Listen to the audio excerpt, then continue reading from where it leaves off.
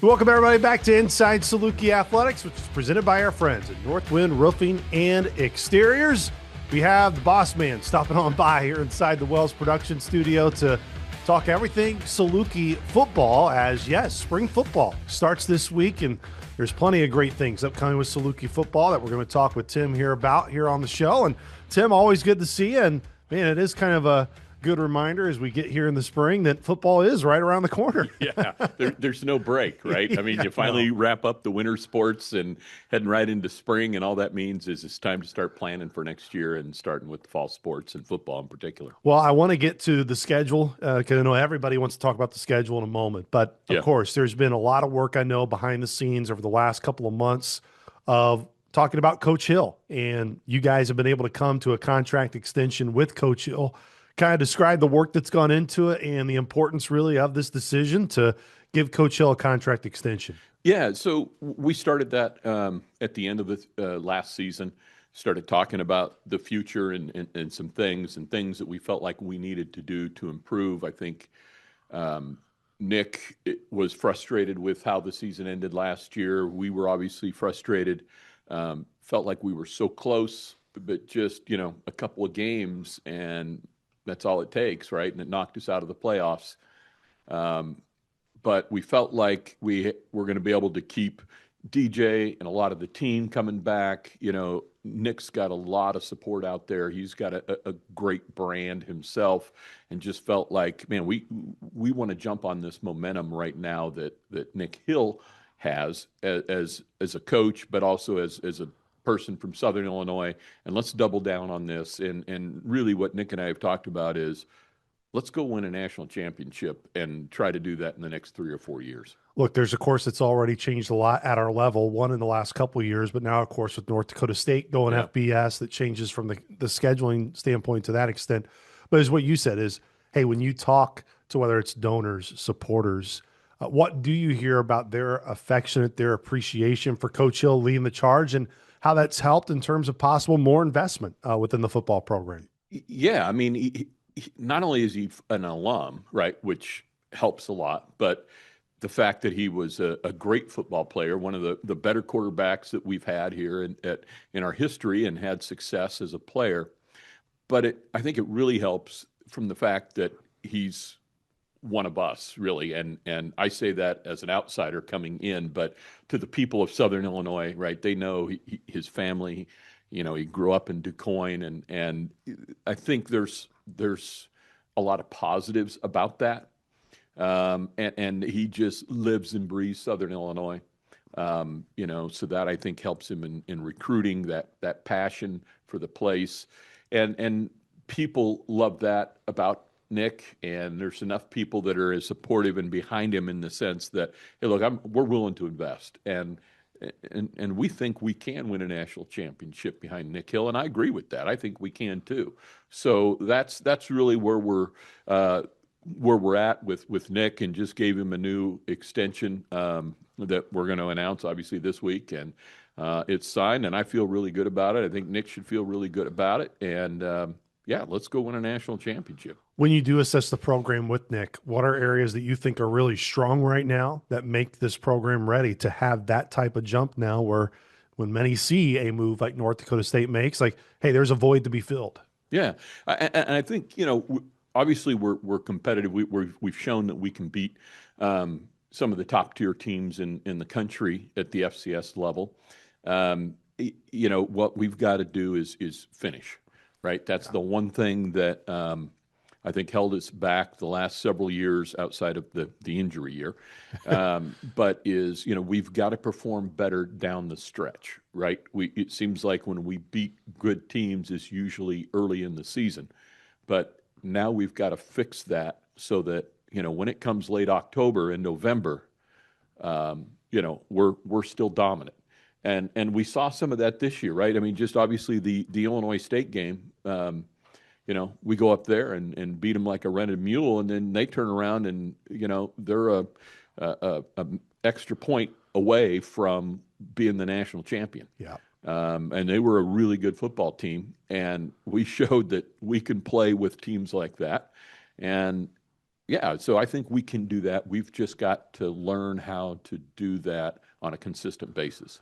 I think everyone would agree when NDSU was in the league, trying to compare, especially from an NIL perspective of SIU to NDSU is definitely not apples to apples in football. I think South Dakota State has been in that conversation too over the last couple of years. But in terms of that aspect of NIL supporting the players, how much have you seen that grow here at SIU and where you think it's getting to a better spot, or how would you describe it where it's at today with this team and program when you meet with the coaches? Yeah, I mean, we really hadn't jumped into that space much in this kind of new era, Yeah. right? We don't have those kind of resources, so we've been very calculated about where and how we jump into things. But we saw an opportunity this year. We were fortunate that we have, like I say, some key people that want to help out and support. And knowing that, hey, look, if we can keep DJ, we've got a shot to do something. If we can keep a lot of these players, I mean, I'm really excited about our offensive line next year too, right? So I mean, there's a lot of things that we decided, okay, now's the time. We've got people that are willing to jump in. I know Kat and I are getting ready to go on a road swing here to go out and talk with some folks about really trying to get behind football. And like I said, let's go win a national championship. Well, talking about not just the changes with North Dakota State leaving, that of course rearrange your conference schedule. You have the football schedules we talk about as a whole. Again, you have the opportunity to fill 12 games, but with not just at DSU, I know Sac State kind of behind the scenes was one that really hurt in terms of an FBS opponent moving up because that was a potential game for us this year. Can you take the fans through of how much of a challenge it has been to try to fill a 12 game schedule, and where do you feel right now as you look at it as 11 game schedule is probably what SIU is going to have this fall, and why that's probably where it's going to end up? Yeah, barring any surprises, we'll be at 11 games this year, which, I've gone on record as saying, quite honestly, I think that's where FCS should be. I've never bought into the week 0 and starting a week earlier. We just don't have those kind of resources. And then you throw in it's a physical game, and we're all trying to make it to the playoffs. And then once you get in the playoffs, right, then it's like, how can you maintain your health and as many players as you can? And so do we really need to risk that with one more game? But having said all that, yes, our schedule, we were done. We felt good about our schedule. And in one weekend, we lost 2 games, right? It just flipped on us overnight. We were going to open the season in week 0 at Sacramento State. And then also in our conference, we were going to have to go up to Fargo again and play North Dakota State. So in one weekend, we lost 2 games. And it flipped around. And quite honestly, I feel like for once, the scheduling gods smiled upon us. And we have a very, very favorable schedule. And that's what Nick and I had talked about. Yeah, he really wants that extra game. But there's really no opponent out there that makes sense to try to. I mean, there were some wonky things that we could have done, but you'd have to, and it still wouldn't solve our week 0 issue to move things around. And so we just felt like we don't want to mess up the schedule. It's good. We open up at Samford on a Thursday. Yeah, on a Thursday. And then we've got SEMO here. So let's take care of business in the non-conference. And then, when you look at our home schedule for the conference, we've got South Dakota State here, which, it's not going to be easy, but I'd rather play them in Carbondale than go up to Brookings, right? So we've got them here. We've got Illinois State here. We've got Youngstown State here, Northern Iowa here. So then you go on the road to Murray, Indiana State, and 2 very difficult games in the Dakotas at South Dakota and at North Dakota. But when you look at that, that's a pretty favorable schedule. Yeah. And I think it really sets up well for us. So now everything that we want to accomplish is right in front of us, right? If we take care of business and do the things that we should do, I think even with an 11-game schedule, it should set us up. If we want to be a top 8 seed, we can get there with this schedule, without a doubt. Yeah, and I think everyone I know, you can even look back to this past year, the schedule. Man, you're just like you said, so close. You're probably you beat South Dakota at home, you're in to the 100%. postseason. And that's I know everybody, in terms of the razor thins margin, it's just a challenge, Tim, when you're in your position where you're looking at the schedule. Okay, like, do we add the 12th game? Well, odds are probably the 12th game would be a non-counter anyways. Correct? That those are probably the Yeah. only teams that would be available as of today. Yeah, or you're getting a team that is going to have to fly across the country, Yeah, right? So now they're going to be looking for money. I'm not looking to buy a lot of games right now yeah, because we're looking to invest more in rev share than to buy another game. And so, yeah, you got to have your priorities. And yeah, I just don't know. There really wasn't a team that we were going to be able to play in week 0 where you're going, wow, that's a resume builder, yeah. right? I mean, Yep. there just really wasn't that out there. So And the best thing is, even with the Bison leaving, the best resume builder of them all is the Missouri Valley Football Conference. yeah, So, because there's a lot of teams that can go, well, we can go 6, 7 wins in our league and it ain't going to matter. yeah, In this yeah, league, it does 100%. matter. Yeah, I mean, I still maintain, even with North Dakota State leaving, we're still going to be the strongest Yeah. FCS conference out there, and I still believe 5-3 from our league most years Yeah. will get you in. Yeah, no question about it. And at least from a scheduling perspective, now you see everybody. I know it Yeah. may not be ideal in terms of the number, but at least everybody gets to play each other once. So let's just wrap it up, Tim, of the excitement level. I think is continuing to build. DJ's been awesome behind the Yes. scenes in terms of all the promotion, everything, as he should be with being the quarterback for the group, for the fans of how important it is to, man, get season tickets, to get an opportunity to come out and see this team play this year. Because as you said, I mean, look, this is going to be the best home schedule that I have seen that we have had in our time here, especially with those type of teams, some old rivalries coming here, and of course starting with the SEMO game being the home opener. Yeah, and we're really excited. We're uh, really trying to do some unique things this year for some of our home games and to try to make the atmosphere better. Obviously we've got to be as strategic as possible Yeah. with some of those things. But yeah, we think there's more to come on some of that. But we're going to try to have a lot of fun with it, do some crazy things, and yeah, let's have fun. And of course, the biggest thing is having a team on the field that produces well. But as you just alluded to, there's a lot of conversations daily now that are saying, hey, we know the team's going to take care of their job. How can we make that environment even better? Yeah, and we have got to do a better job of selling tickets and getting the region, not just our local community, but the region engaged and behind this because I do think we can win a national championship here at SIU, and it's going to take a lot of people getting behind us to do that. And that's where we've got to do a better job in the department of getting myself out, our coaches out, Yeah. and we've really come up with I think, a nice aggressive sales plan, and it's hand-to-hand combat, really. You can't just sit around and wait for the phones to ring, right? You Yeah. got to get out there, and so I like some of our strategies, and so hopefully we're going to be all over the place here in Southern Illinois. Yes, no doubt, and that's the goal Yes, here over the yes. next couple of months as we get this thing cranked up. Tim, appreciate the time coming by to share the news about Coach Hill's contract extension, of course, the football schedule, and we'll catch up in about a week or so and dive into basketball and recap all of that as we look ahead to the spring. All right, that sounds very good. Thanks, Luke. Once again, that was Tim Leonard joining us here on Inside Saluki Athletics, presented by Northwind Roofing and Exteriors. When we come back, speaking of the spring, head coach Jen Sewell stops on by.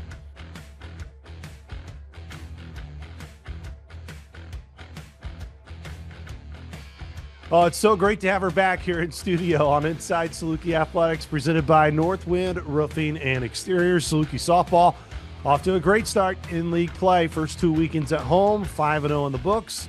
Now get to go on the road and have a rivalry weekend against the Illinois State Redbirds here in Bloomington Normal. Coach Sewell, appreciate the time, number one. And, it's been a while since we've had you in here. It was way back before even a game was played. And now you've been here, there, out of the country, everywhere. Thankfully back in the country. Thankfully back in just the amount of right time as well.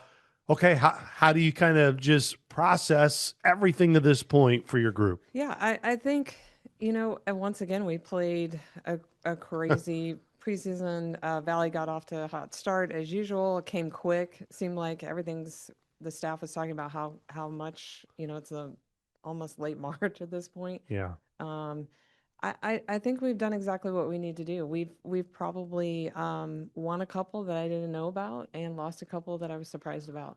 But there's balance in that. There's a lot of learning, a lot of teaching, especially with this crew. A lot of people, I think, have come a long way since August. So, There's also been tremendous opportunity. I mean, to go yeah, against the number one team in the country yep. in Tennessee. I mean, how essential has it been to see that type of talent for your group to know that, hey, this is the expectation is to play against teams like this once you get later on in the year. Yeah, I think it's important. Like these mid-major programs, they have to pick up where they left off. It's going to Yeah. be change. There's going to be graduation. There's going to be portal. There's going to be transfers in, transfers out. There's going to be freshmen. And the one thing about that, there has to be development, and you have to continue to put players on the field that have a lot of understanding of the game and understanding what they've put that uniform on to do. And I think our freshmen have come a long way. Our transfers have come a long way, and I think that's the biggest thing is how do you put these teams back together? How do they fit? Because not only are they not the same every year, but now you're throwing in very new puzzle pieces. And how do they fit? And I think we've done a good job. Probably the hardest part is defensively to figure out how you can still see us working through our lineup card, trying to figure Yeah. out how does this thing fit. So, Talk about the versatility with that yeah, lineup. It was a huge talking point going into the season where you yeah. felt, man, there's a lot of names that I can choose. Hmm. Where has that continued to develop of terms of starting to get kind of the lineup you want, but also knowing, hey, here are some areas that maybe we still need to tweak? Yeah, I think offensively we've started to go by matchup really, and righty lefty matchups, things like that. Defensively, I think we're still trying to figure out the perfect pieces, but we still have a lot of pieces, and that's a good thing. Nobody's really taken themselves completely out of the mix. Um, but we really last year we fought mostly injury. I would say was choosing our lineup card at times. Yeah. This year I feel knock on wood very healthy. There's some dings and things you get hit, you fall down, you trip over the bag and stuff like that. But for the most part, we're getting to choose how we want to go about it. I think outfield we're still settling in on, but it seems like the DH sort of situation, the middle of the lineup card is pretty set. So, No, Emily Williams had another great weekend yep. this past weekend, and that shouldn't be a surprise. Gosh, what Sydney Potter has done this year. I mean, Yeah. we kind of previewed that.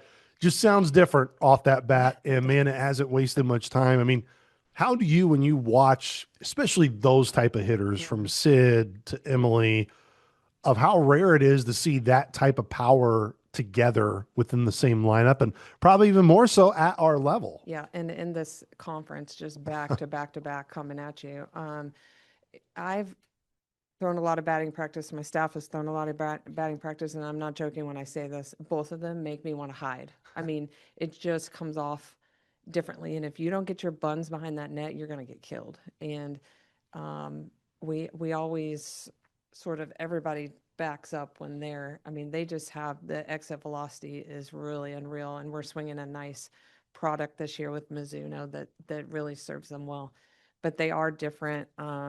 The weight room for them has been super beneficial for Mead does a great job with us through and through. I can tell we're just hitting the ball harder this year. But, to come back, you have to choose a hitter in this lineup. And I think a lot of people got to see that in the home series. Yeah. Who are you going to pick on? Because if you walk Potter, you got to come for Emily Williams. And then there's Aaron Lee's been hitting very well in the Valley. Sage Grand is off to an incredible sophomore start, too. So if anything, I think we've gained some pop, we've gained some middle of the lineup hitters, and then the hybrid sort of stuff that goes on at the top and the bottom of the lineup with Blomenkamp and Coburn and Pursley and all those guys. So, Talked a lot about the lineup. Pitching wise, again, it was an area coming into the season where you felt, I think there's some depth yeah, here. Has that depth shown? it has, and it's shown in two freshmen who have shown up ready to go. And they always tell us, you never know, right? You just don't know. Do they translate? When they leave their club teams, you're thinking, yes, this is going to go, this is going to play, but you never know. And we hesitated to put the stamp on it in the fall because you only get those 8 games. But I know Trude, in typical fashion, was like, these two have got it. I've sat behind them, and you're the coach, and you're the ones that have recruited them. So Yeah. of course, you think this is it. But you started to hear the murmurs of like, okay, the transfer and the two freshmen are going to be good, and they've been real horses for us. Did they have some tests coming up? They do, but they've also pitched against the likes of Ole Miss and Yeah. Tennessee and Charlotte, who's a very good team. A lot of bigger conferences type teams. So, and then you return Kiana, who had, I think, 3 times the innings she had her freshman year, and Gibby, who was a big starter for us last year. And how great has Emily Delgado been for Yeah. you? I mean, that is another one. And I talked to Bucky not too long ago, and I I think she just needed the step up in program to really like tap into her fifth gear. Like she had another gear. I think sometimes she kind of wandered around it. Like, do I really? And the one thing that woman knows how to do is pitch, and um she's very Southern Cal to me, like very easygoing, very ride the wave type of kid, and it benefits her in the mound. And when she watches film, you get a different reflection than you get from other players. That's how you are, right? You're Uh, just a ride the yeah, wave yeah, person. no, I am. I swear. So I until the know. strike zone gets weird, Yes, until the strike zone gets weird, then it's not so much ride then the wave. you We got to do. fix that wave. Right. It's fixing the wave is Yeah. where you get into. Look, I know it's been a question that you have been asked Mhm. 1,000 times. Mhm. It goes, and I'm of course referring to the Valpo weekend where only got 2 games in. Can you take the fans through of why that was a game that couldn't have gotten played on Sunday? Because now with how your league schedule is this year, with the 2 games on Friday, 1 game on Saturday, there's just some league rules that prevent you to allow you guys to continue to play that series, which was frustrating because the weather Yeah. was perfect on Sunday and that could have easily happened. Yeah, and I don't think a lot of people knew about it. It was an off-season vote, not by the coaches, to move the series to 3 games in 2 days and to limit the third day. You could not use the third day. So if you start on Friday, you have to finish on Saturday. If you start on Saturday, you have to finish on Sunday. I think you can even start on Sunday and finish on Monday if totally necessary. But frustratingly, baseball has continued with their 3-day, Yeah. 3-game series. In, I think, 2 or 3 years of playing in the 3-game series, we've gotten a lot of games in. So we really benefited, I thought, weather-wise, especially the north-southness of our conference from doing that. And it was frustrating. We tried to circle back with the league and see what the intention was. We feel like there was some cost saving stuff there that was mentioned. We're not convinced of that, but I think it's troubling to coaches. It's troubling in the sense of like providing these women opportunities to play, and Yeah. that's, in a similar fashion that we provide the baseball teams opportunities to play. And on top of that, cutting the conference tournament down to 6 teams, which is fine, but that is the opportunity to play is an important part of sorting out those 6 that are going to go. So I would never want weather to limit a club from her postseason, experience. So And we've even seen it on the baseball side, as you yeah, brought up, of even when you have 3 days, it can still be a challenge this yes, time of yeah, year, regardless of where you're at in yeah, our league. And especially now with, I guess you would say, the most southern school, Missouri State, to an extent, being out of it. right, There's a lot more northern yes, climates now where yeah, it's hard, it's difficult. And that's why having, even when you have the flexibility of 3 days, now it would have worked because the weather was terrific. right, But even then, when you have it, it's a yeah, challenge. And as you said now, I don't think people really understand when you cut that conference tournament to 6 teams, which is that same on the baseball side. yep, You may think 1 game, it's 1 game. mm-hmm, That 1 game could, hopefully not a huge deal yep, in terms of the conference championship race at the top, but it could be. yep. And that could be a really big deal, especially with teams who get in and don't get in. And I think last year our championship came down to that half Yeah. game. We Yes. needed to play on Sunday. We did.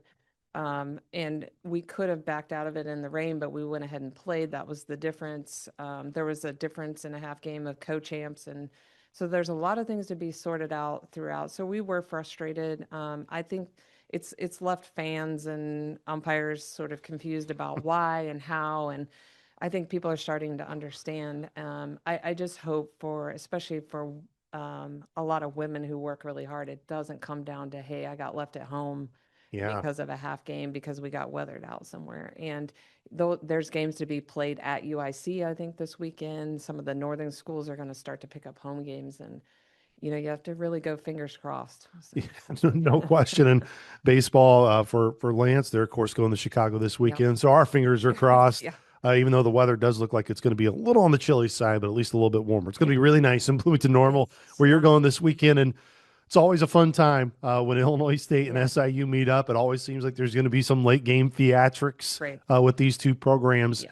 But also there's that, there's that respect, that warrior respect of when you got a really good rival, the two teams that have competed at the top of this league for long past just these last couple of years. And it's the natural rivalry. We're actually very friendly off the field. I mean, believe it or not, our clubs know a lot about each other.